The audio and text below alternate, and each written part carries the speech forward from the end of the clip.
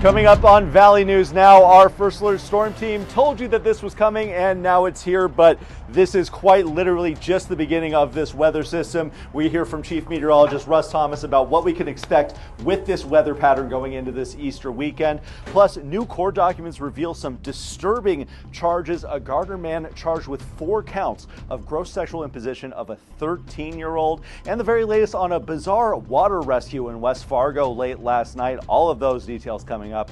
Valley News Now is live.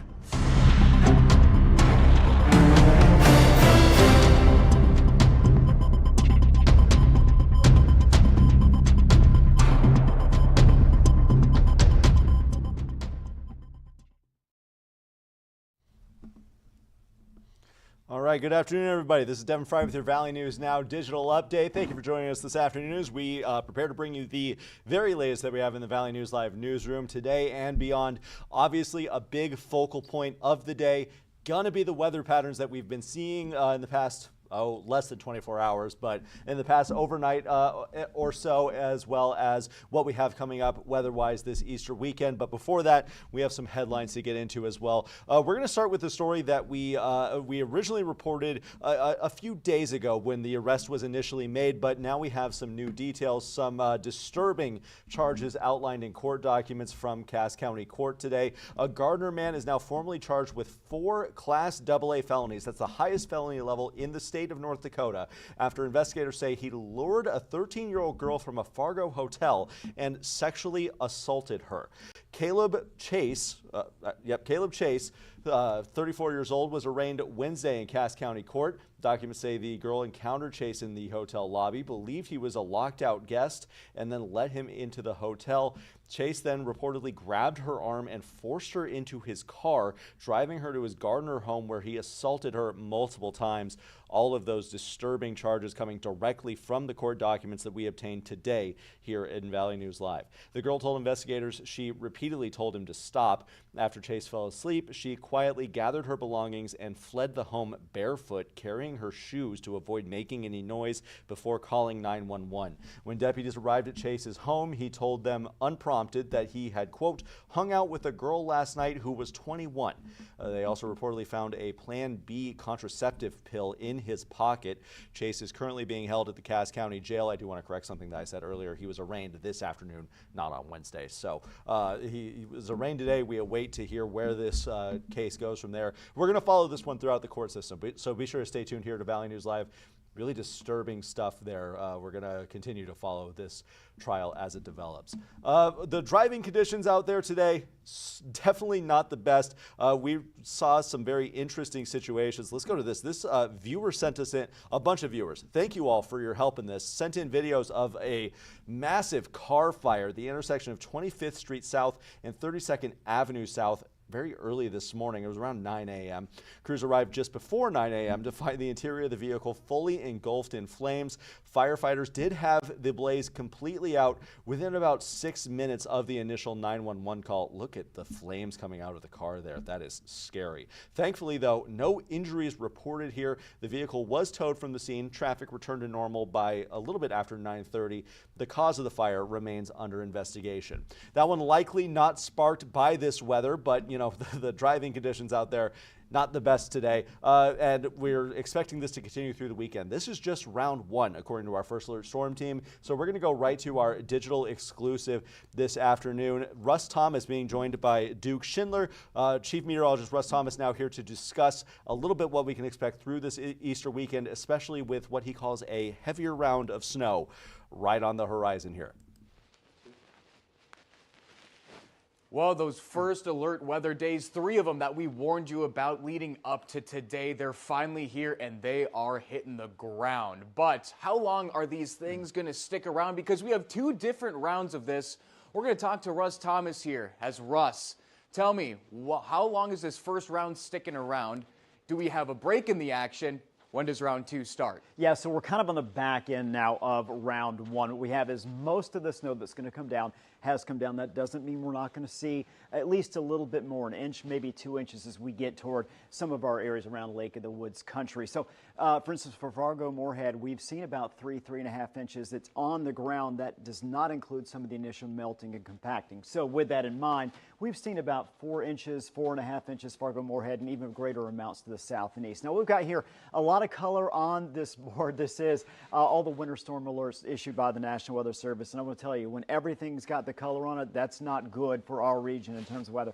This large area in red, this is a winter storm warning which goes into effect tomorrow at 1 o'clock for more inches of snow. And in fact, round 2, as you said, looks like it is going to be stronger. In fact, quite a bit. It's going to be a system that sits over the region longer, centered right over the heart of the region. And again, we're talking 6, 7, 8, 9, maybe 10 inches of snowfall.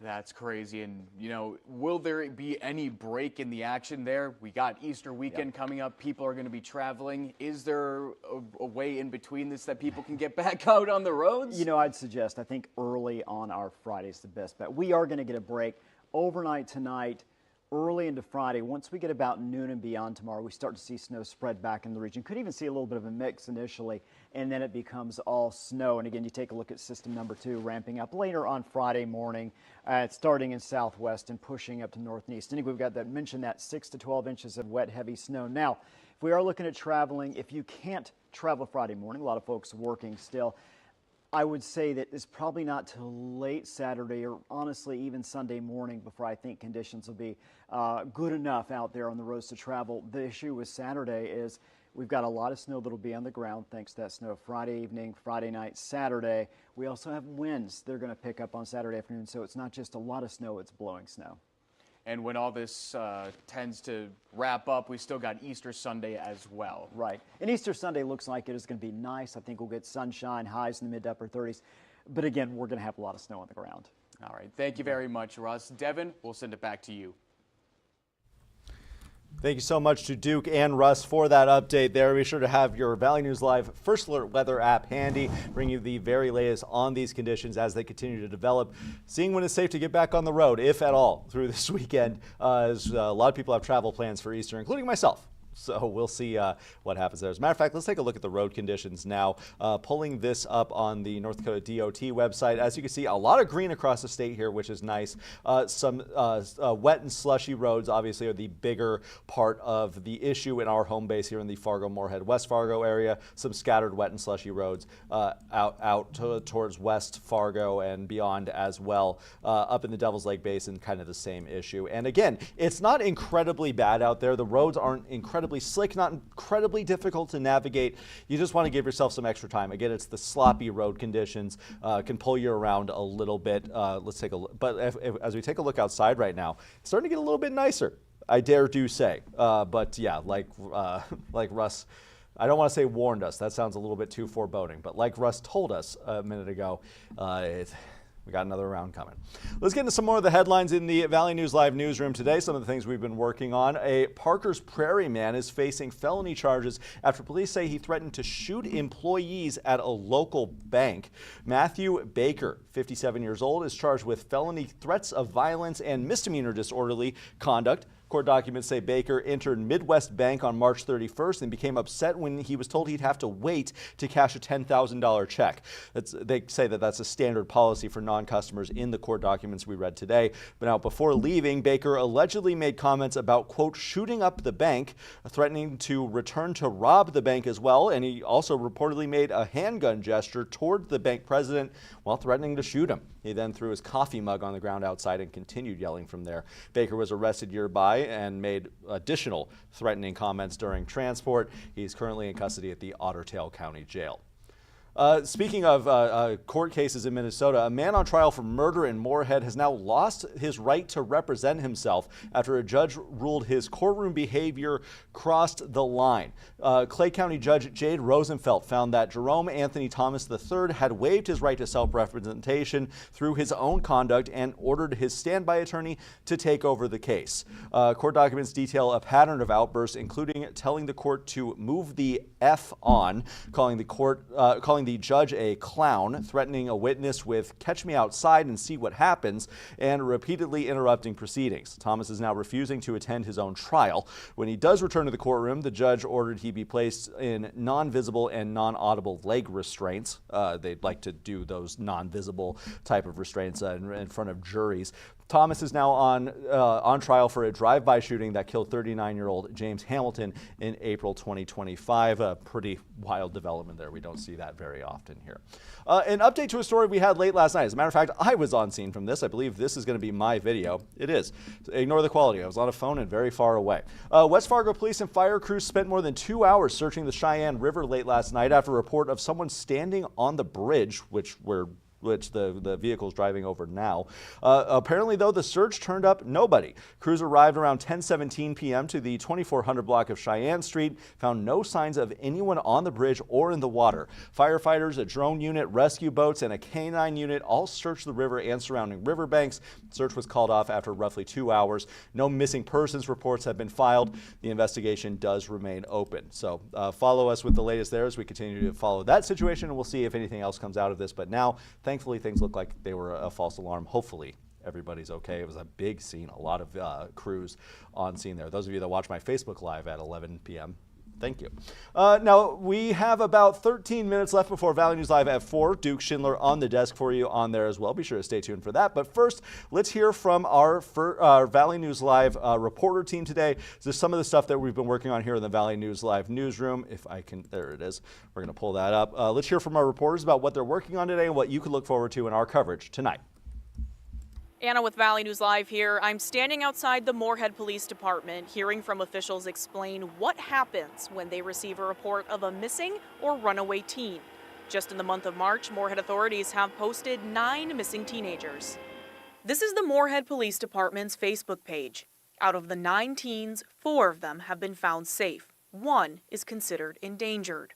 According to state law, a missing minor is automatically classified as endangered after 30 days after being reported. Moorhead police say 9 in March isn't an unusual number, but every case is treated as worst-case scenario. They're also clearing up misconceptions. One needs to wait 24 hours before making a missing persons report. They say if you can't find your child, it's best to call right away. Statistically, it's the first 2 hours that are most important for us to find that individual before statistically bad things happen. These posts also never come down. The assistant chief reminds you to keep the comment sections respectful during a family search. Reporting in Moorhead, Anna Ballweber, Valley News Live. Fargo moms, not sure what to do with all those extra clothes and toys? Consider donating them to the Caring Closet at First United Methodist Church.